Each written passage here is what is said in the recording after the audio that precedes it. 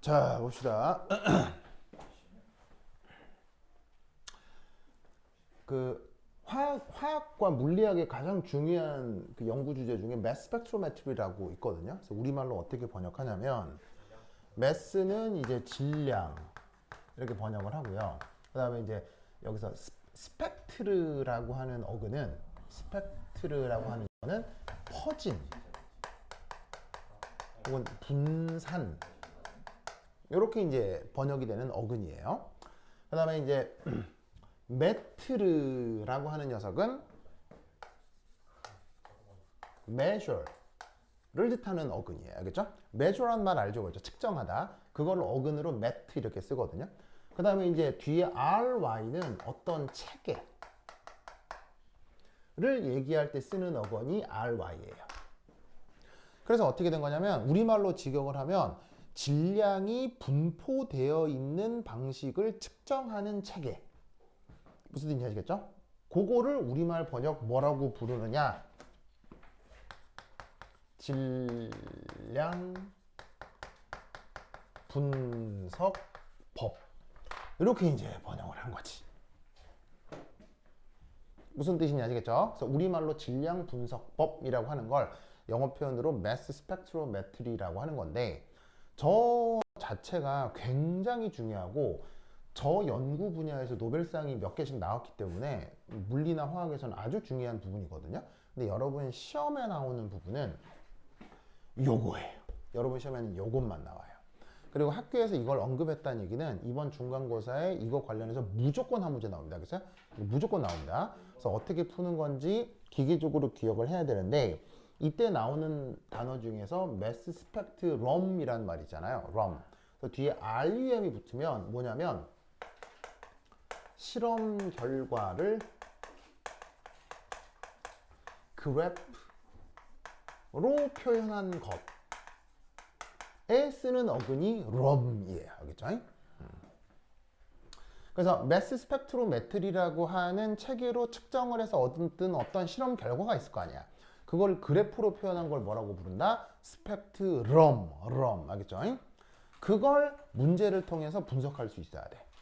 그래서 지금 소개하고 있는 문제는 뭐 이렇게 좀 불편하지만 영어로 돼 있긴 하죠. 근데 영어로 돼 있는 게 문제일 뿐인 거지 문제를 파악하면 아주 기초적인 문제야. 그렇죠? 굉장히 기초적인 문제야. 그래서 매스 스펙트럼을 분석하는 완전 기초 문제야. 그래서 이거를 명확하게 알고 있어야 이걸 좀 복잡하게 응용해도 아 여기서 배웠던 방식이 그대로 반복되는구나를 알 수 있다 이런 말이야. 알겠죠? 자 그럼 이제 뭐냐 우선 첫 번째 브로민 보이시죠? 브로민. 자, 이 브로민은 원자 번호가 몇 번?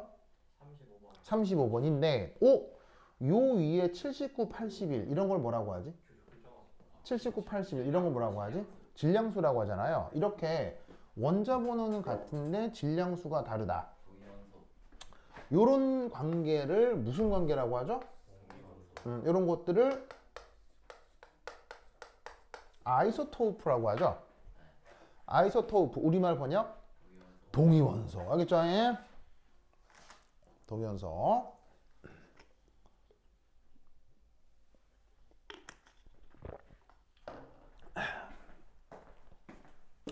이 브로민 같은 경우 그 동위원소의 질량수가 어떠하냐?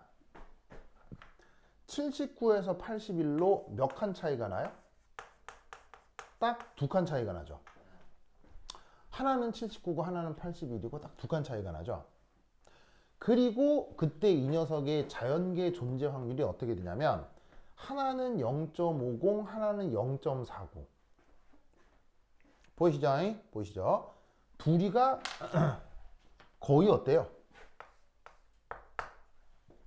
거의 비슷하다 이런 얘기죠. 그럼 이때 놀랍게도 전 우주를 뒤졌을 때 동위원소 사이의 질량수 차이가 2 그리고 존재비가 거의 같은 이런 녀석은 전 우주를 뒤져도 브로민 뿐입니다. 아시겠죠? 전 우주를 뒤져도 다른 원소에서는 이런 일이 안 나타납니다. 그래서 여기서 2칸 차이 나고 여기가 확률이 비슷하다는 거 기억을 해두세요. 아시겠죠? 그래서 이때 편의상 이 두 값을 간단하게 계산을 할 때는 2분의 1로 둬도 되는 거예요. 무슨 뜻인지 아시겠어요? 간단하게 계산을 하기 위해서는. 그래서 이때 각각을 79가 존재할 확률을 얘를 P, 81이 존재할 확률은 Q 라고 각각 해보자 이런 말이에요. 그런데 둘의 존재 확률은 각각 2분의 1, 2분의 1이라고 했을 때 뭔 아시겠죠? 여기서 알겠죠? 좋아. 그리고 이때 문제의 편의를 위해서 탄소하고 수소는 다른 동위원소의 존재를 지금 이 문제에서는 고려하지 않도록 하겠습니다. 그렇죠? 그래서 탄소는 원자번호 질량수 12, 수소는 질량수 1인 것 뿐이다 라고 지금 이 문제를 분석하자 이런 얘기죠. 그래서 문제에서 어떤 분자를 하나 제시하고 있는데 그 분자가 바로 요 놈. 그래서 저 녀석의 분자량 분포를 알고 싶은데 원자량은 여러분 원자량하고 무슨 관계죠? 분자량은 원자량하고 무슨 관계죠? 원자량과 분자량 사이 관계는? 바로 원자량을 다 더하면 분자량이 되죠? 기억나죠? 그리고 원자량과 질량수의 관계는? 원자량과 질량수의 관계는 비슷하죠? 그래서 어떻게 되냐면 질량수를 다 더한 걸 근사적으로 분자량이라고 대신할 수 있다 이런 말이에요. 알겠죠? 그러면 이때 탄소 원자량 혹은 질량수를 12, 수소는 1로 두기로 했죠. 그런데 이 브로민이 뭐일 수 있다는 얘기예요. 79일 수도 있고 81일 수도 있고. 그런데 그 브로민이 두 개가 들어가 있잖아. 그러면 가능한 분자량은 79가 두 번이거나 79, 81이 한 번씩 있거나 81이 두 번이거나. 그래서 이때 생각할 수 있는 분자량은 어떻게 된다? 184거나 186이거나 188이거나. 됐죠? 됐죠? 그러면 이때 여기서 우리는 어떤 생각을 해볼 수가 있냐면 각 분자량이 나타날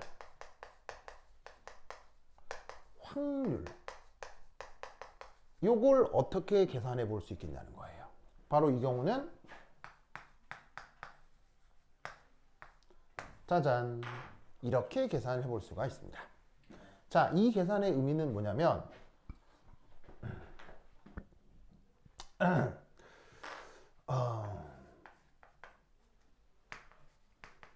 하나의 브로민 자리에 79와 81이 공존하는 것이 불가능하다라는 의미예요.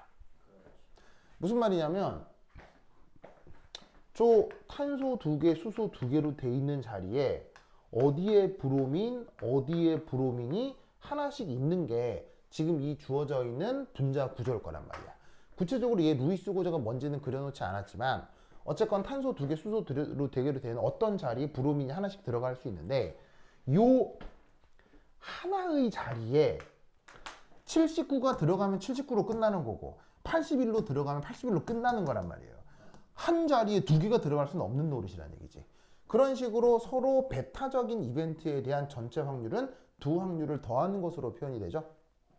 그런데 그런 식의 브로민이 총 분자 안에 두 개가 있기 때문에 이 전체 확률을 고려를 할 때 이렇게 79, 79, 81, 79, 81, 81 무슨 말인지 알겠어요? 이런 식의 경우의 수에 대한 모든 확률을 절에 표현할 수 있다 이런 말이죠. 그럼 이때 얘를 풀었으면 어떻게 될 거냐? 바로 P제곱 EPQ P제곱 1이 될 텐데 P가 뭐였어요? 바로 79가 존재할 확률이죠. 그게 제곱으로 들어섰다는 얘기는 이 자리에도 79, 이 자리에도 79라는 뜻이니까 이 확률은 바로 분자량 184의 존재 확률이 될 거란 얘기예요. 그 다음에 뒤에 있는 이 녀석은 누구겠어요? 한 번은 79, 한 번은 81이라는 얘기겠죠. 그러면 얘는 분자량 186. 그 다음에 이 녀석은 마지막으로 분자량 188의 존재 확률이 되겠구나. 무슨 말 되겠죠? 그럼 이때 최종적으로 우리는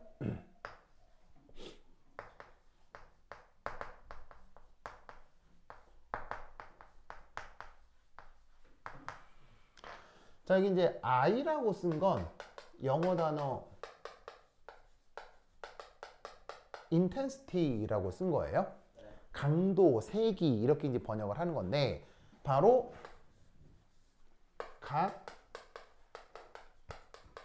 분자량의 확률이라고 생각하면 되겠습니다. 그러면 그 값이 각각 어떻게 나타난다고요? P제곱에 2PQ의 Q제곱 이렇게 나타난다는 뜻이죠? 그럼 여기에 PQ 자리에 뭐 넣으면 되겠어요? 저 나와 있는 숫자 2분의 1, 2분의 1 넣으면 계산하면 어떻게 되겠어요? 4분의 1 대 2분의 1 대 4분의 1 이렇게 될 거다 이런 말이지.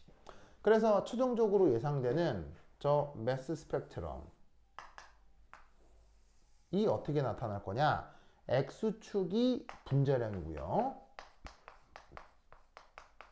Y축이 그때의 확률 혹은 뭐 저 인텐시티입니다. 이 값이 어떻게 나타나느냐? 바로 184, 186, 188로 이 분자의 분자량이 측정이 되는데 그때 그 분자량이 나타날 확률이 각각 어떻게 된다고? 이런 식으로다가 누구는 존재 확률이 4분의 1, 누구는 존재 확률이 2분의 1인 이런 실험 결과를 얻게 된다 이런 얘기인 거예요. 알겠죠? 그래서 아주 간단한 시스템이긴 합니다만 매스 스펙트럼을 분석하는 가장 유명한 아주 유명한 실험 분석입니다. 뭔 말인지 아시겠죠? 이 논리를 꼭꼭 기억해 두시기 바랍니다. 오케이, 됐다. 그러면 한 10분 쉬었다 하도록 하겠습니다. 화장실 갔다 오세요. 전화를 이제 이때만 드려야 될까요?